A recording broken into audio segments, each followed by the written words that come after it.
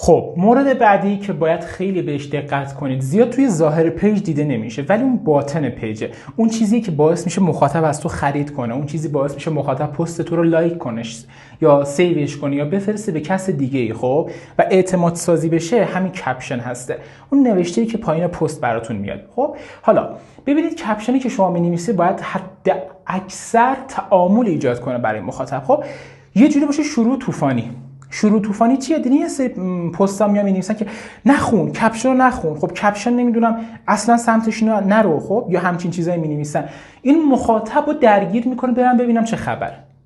خب پس از این شروع طوفانی داشته باشین، یا مثلا یه جا یه نکته‌ای بگین خب که مخاطب رو درگیر کنه، کنجکاو کنه که بره بقیه کپشن هم بخونه، چون اکثرا کپشن رو نمیخونن، حوصله‌شون نمیکنه.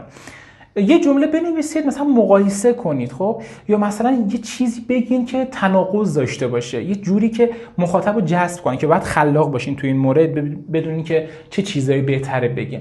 جملات کنجکاو کننده هم که گفتن حتما بنویسید، مثل که مثلا کپشن رو نخون، کپشن رو باز نکن، یا مثلا کپشن مثبت 18 یا همچین چیزه.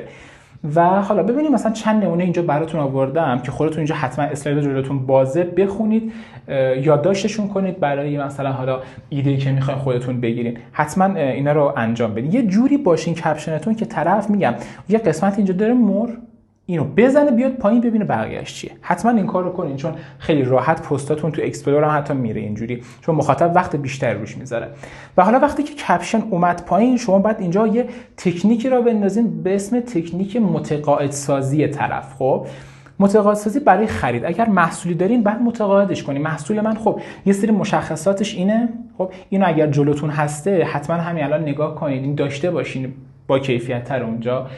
و مشخصات محصول، سایز بندیشه، قیمتش هسته، رنگ بندیشه، نحوه ثبت سفارشش هسته، چجوری به دستتون میرسه، چند وقت طول میکشه، چند روز طول میکشه، اینها رو همه رو بیاین بگین توضیحات تکمیلی. خب و این باعث میشه مخاطب وقتی میزنه میاد پایین اینا رو ببینه و اون پستتون هم ببینه، به شما اعتماد بیشتری داشته باشه. حتی اگر دو دل باشه تو خرید کردن، اینجوری کپشن ببینه خیلی راحت‌تر از شما خرید میکنه. خب پس حتما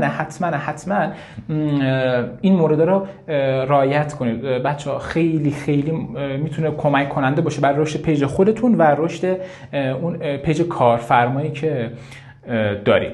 اینم حتما ببینید، این یه نمونه از جامع ترین کپشنی که برای پیجای فروشگاهی میتونین استفاده کنید. حتما اینا داشته باشین که میتونه خیلی کمکتون کنه، چون شما تو 90% مواقع با پیجای فروشگاهی سر و کار دارید.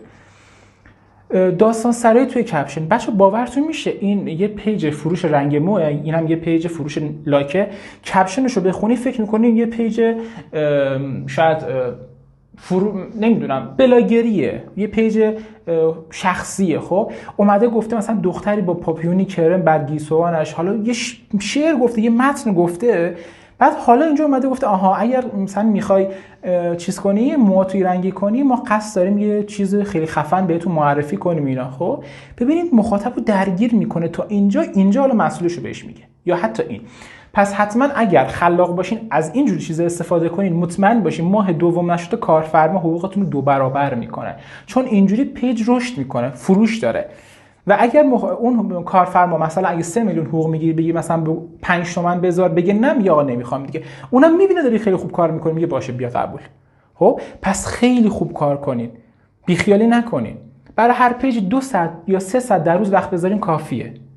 خب که بتونین اینقدر عالی کار کنین. حتما داستان سرایی رو توی کپشناتون پیاده سازی کنین، خیلی خوبه. بچه مورد بعدی توی کپشن مرتب نوشتن کپشنه. ببینید الان این یه نوع کپشنه، این هم یه نوع.